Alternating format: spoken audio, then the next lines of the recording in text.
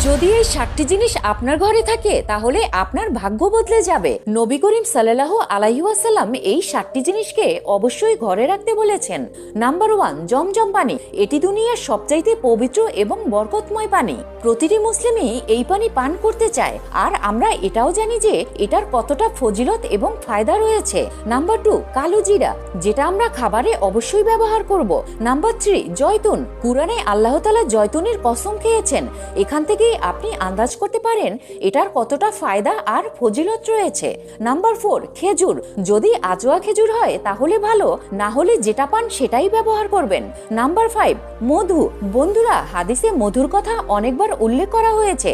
এটা অনেক রোগের শেফা, এই জন্যই এটা আপনারা ঘরে রাখবেন।